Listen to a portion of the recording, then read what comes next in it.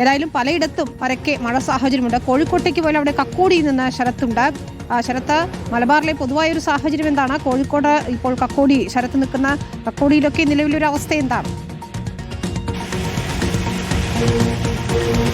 വിനീത, കോഴിക്കോടിനെ സംബന്ധിച്ചിടത്തോളം ഇന്ന് പൊതുവിൽ പകലൊക്കെ തന്നെ മഴ മാറി നിൽക്കുന്ന സാഹചര്യമായിരുന്നു. എന്നിരുന്നാലും ഈ താഴ്ന്ന പ്രദേശങ്ങളിലൊക്കെ തന്നെ വെള്ളക്കെട്ട് പ്രതിസന്ധി ഇപ്പോഴും തുടരുകയാണ്. അതായത് പൂനൂർ പുഴ കരകവിഞ്ഞൊഴുകുന്ന ഒരു സാഹചര്യത്തിലാണ് ഇത്തരത്തിൽ കക്കോടി അടക്കം താഴ്ന്ന പ്രദേശങ്ങളിൽ ഇപ്പോഴും വെള്ളം വീടുകളിൽ നിന്ന് ഒഴിയാത്ത സാഹചര്യമുള്ളത്. അതുകൊണ്ട് തന്നെ വീടുകളിലേക്ക് ആളുകൾക്ക് ഈ ഘട്ടത്തിൽ മടങ്ങാൻ വേണ്ടി സാധിച്ചിട്ടില്ല. പക്ഷേ കഴിഞ്ഞ ദിവസങ്ങളെ അപേക്ഷിച്ച് തുടർച്ചയായ ഇങ്ങനെ നിൽക്കാതെ പെയ്യുന്ന മഴ എന്ന രീതിയിലല്ല നിലവിലെ കാലാവസ്ഥ.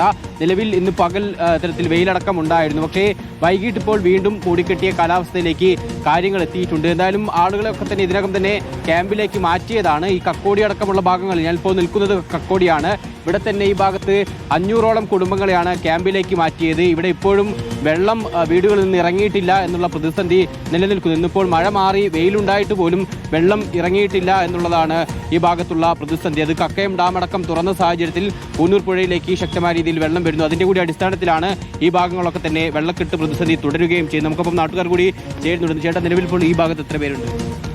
ഈ ഭാഗത്ത് ഈ ഏരിയയിൽ ഒരു 500 കുടുംബങ്ങളുണ്ട്. പിന്നെ ഈ റോഡ് നേരെ കണ്ണാടിക്കിലേക്കാണ് പോകുന്നത്. കണ്ണാടിക്ക് മൊത്തം 2000 കുടുംബങ്ങളോളം താമസിക്കുന്നുണ്ട്. ഈ ആർക്കെങ്കിലും വീട്ടിലേക്ക് മടങ്ങിയെത്താൻ സാധിക്കും?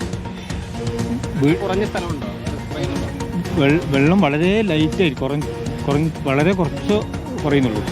വീടുകളിൽ വെള്ളം കാര്യമായിട്ട് ഇറങ്ങിയിട്ടില്ല. മടങ്ങി വരാൻ കഴിയുന്ന സാഹചര്യം ഇന്ന് എല്ലാവരും മടങ്ങി വരും. എന്തായാലും വെള്ളം ഇറങ്ങുന്ന സമയത്താണ് ക്ലീൻ ആക്കേണ്ടത്. അപ്പോൾ അതുകൊണ്ട് ഓരോരുത്തർ മെല്ലെ വരും. ക്ലീനിങ് പ്രവർത്തനമൊക്കെ തുടങ്ങാൻ പോവുകയാണ്. അങ്ങോട്ട് ഇറങ്ങാൻ പോവുകയാണ്. ഇപ്പം ഇറങ്ങിക്കൊണ്ടിരിക്കുകയാണ്. ഇറങ്ങിയ ടൈമിൽ തന്നെ ക്ലീൻ ചെയ്തിട്ടില്ലെങ്കിൽ മണ്ണും ഒക്കെ കട്ട പിടിച്ച് കിടക്കും. അപ്പോൾ വെള്ളത്തോട് കൂടി തന്നെ ക്ലീൻ ചെയ്താൽ ഒക്കെ നീറ്റായിട്ട് കിട്ടും. പിന്നെ എന്തായാലും 3 ദിവസത്തേക്ക് ആ സ്മെല്ലും കാര്യങ്ങളും എന്തായാലും അവിടെ ഉണ്ടാവും. വിനീത്, എന്തായാലും ഇപ്പോൾ ക്ലീനിങ് അടക്കമുള്ള നടപടിയിലേക്ക് കടക്കാൻ വേണ്ടി നാട്ടുകാർ തീരുമാനിച്ചിട്ടുണ്ട്. കാരണം നിലവിൽ വെള്ളം പൂർണ്ണമായും ഇറങ്ങുന്നതിന് മുമ്പ് തന്നെ ക്ലീനിങ് നടത്തിയാൽ വെള്ളത്തിനൊപ്പം തന്നെ ഈ ചെളിയടക്കം ഒഴുകിപ്പോകും. ആ ഘട്ടത്തിലാണ് അത്തരം നടപടികളിലേക്ക് എന്തായാലും ആളുകൾ ആലോചിക്കുന്നത്. നിലവിൽ ഏതായാലും അതാണ് അവിടുത്തെ കക്കോടിയിലെ ഒരു സാഹചര്യം. പലയിടങ്ങളിലും ലീവ് ഉണ്ടോ എന്ന് ചോദിക്കുന്നുണ്ട്. ലീവിന്റെ അപ്ഡേറ്റുകളുമായി ഉടൻ എത്താം.